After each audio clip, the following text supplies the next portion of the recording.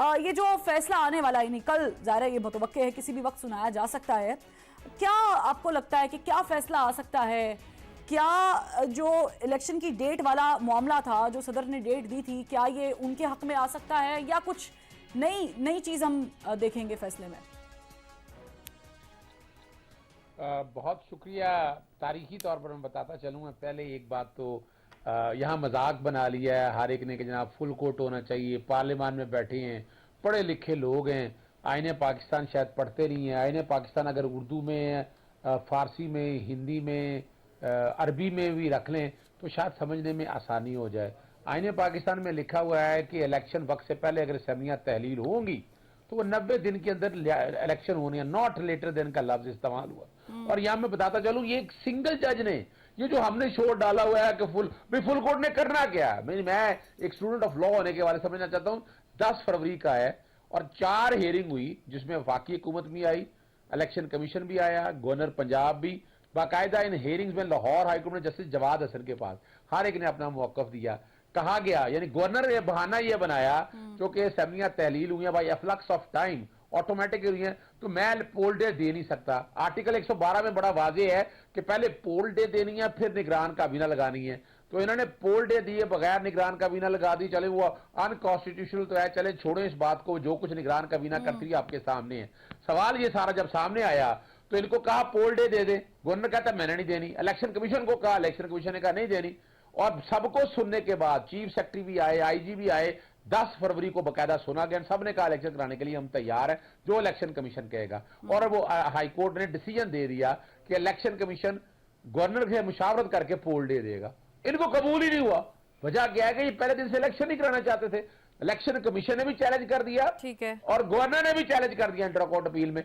मैं intra court appeal में गया, वो डेटें पढ़ना शुरू हुई 16 से 22, 22 से 27, यानी वो डिले कर रहे हैं, आगे पीछे कर रहे हैं। मैंने फिर कंटेम्प्ट फाइल की, कंटेम्प्ट में नोटिस हुए, फिर साथ साथ ही मैंने देखा कि ये डेट नहीं देना चाहते, सेक्शन 57 के तहत एक पिटीशन दायर की, लाहौर हाईकोर्ट में लगी। जस्टिस जवाद ने कहा क्या ये अमल दरामद हो रहा है, अब वापस ले, मैंने वापस ले ली। मैंने फिर फाइल की और फिर वो जस्टिस मुजम्मल अख्तर शबीर ने 20 फरवरी को उस पर नोटिस किए और 20 फरवरी को सदर पाकिस्तान ने सेक्शन 57 का इस्तेमाल करते हुए पोल डे दे दी। तो पहले तो ये समझ लें ये कोई यानी इसमें तो there is nothing wrong in it, लेकिन अल्टीमेटली चूंकि यहां लाहौर हाईकोर्ट में मामला डिले हो रहा था, सुप्रीम कोर्ट ने आज खुद नोटिस लिया, पिटीशन आई और बड़ी डिटेल और डेप्थ में हियरिंग हुई।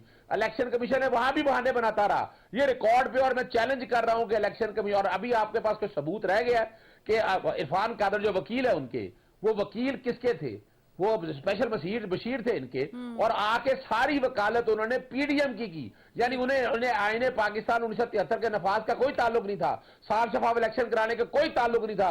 उनका ताल्लुक ये था, और ये तारीखी तौर पर बात है, 2013, 2008, 2013, 2018 में कितनी यहां दहशतगर्दी के मामला थे। और बड़ी मजेदार जो बात है ना कि आज जब बुलाया गया था सेक्रेटरी फाइनेंस को और सेक्रेटरी डिफेंस को, सेक्रेटरी फाइनेंस तो आए नहीं, और वो बजट के सारे फिगर्स बताने थे।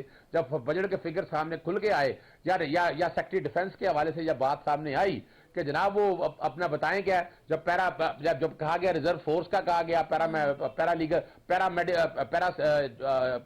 मिलिट्री फोर्सेस का कहा गया, उन्होंने कहा ये हो जाएंगी। यानी बात तो सिर्फ ये समझिएगा कि जो डिले करने के 2 फैक्टर थे, एक पैसे का, पैसा तो इनको देना ही देना है, ये कौन होती है रोकने वाले, और अपना जो बाकायदा एग्जेक्टिव ने। और ये 2 चीजें और बताता चलूं, आइन के अंदर आर्टिकल 220 में इलेक्शन कमीशन को इख्तियार दिया हुआ है कि तमाम एग्जेक्टिव इलेक्शन कमीशन की मुआवनत करेंगे। इलेक्शन कमीशन ने वो भी इख्तियार, लेकिन असद सिद्दीकी साहब सारी बात आपकी बिल्कुल ठीक है, लेकिन मामला वहां पर ज्यादा पेचीदा हो गया जब उनके साथ यानी चीफ जस्टिस साहब के जो फेलो ब्रदर्स हैं उन्होंने इख्तलाफी नोट लिखना शुरू कर दिए, उन्होंने सुमोटो पर जो है वो इख्तलाफ किया।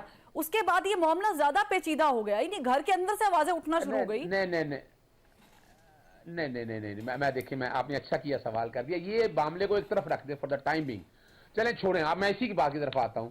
आर्टिकल 184(3) के तहत चूंकि यह मामला डिले हो रहा था, और वहां पर अब जो सवाल आज पूरे हेयरिंग में ना, अटॉर्नी जनरल ने पहले तो बाइकआउट करने का, फिर ये सारी बातें हुई, तो उनका पूरा फोकस ये रहा। और बेंच ने कमाल है, बड़ा, मैं कहता हूं इतने तहम्मुल के साथ सुना और जवाब भी दिए।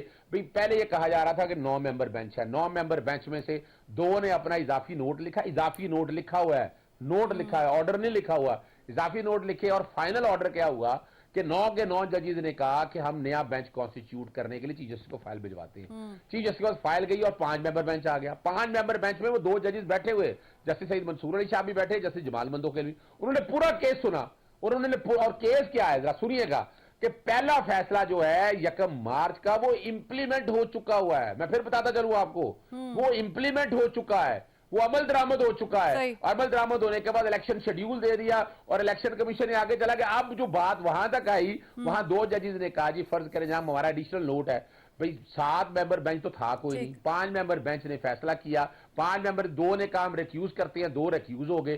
बाकी जो अगर कहा जाए कि 9 में से 5 रह गए, जस्टिस एजाजुल अहसन और जस्टिस मुज़ाहिर अली नकवी तो रिक्यूज ही नहीं हुए, ना कोई रिक्यूजल का ऑर्डर है। लेकिन उन दोनों को अगर मिलाया जाए ठीक है, मुझे सारे दुरानी साहब पे भी मूव करना है, लेकिन बात यही है कि जब आप इख्तलाफात हो गए तो ये जो फैसला कल आएगा, मेन मुद्दा यही है, तो इसको क्या हुकूमत मानेगी, क्या इसे ऑपोजिशन मानेगी?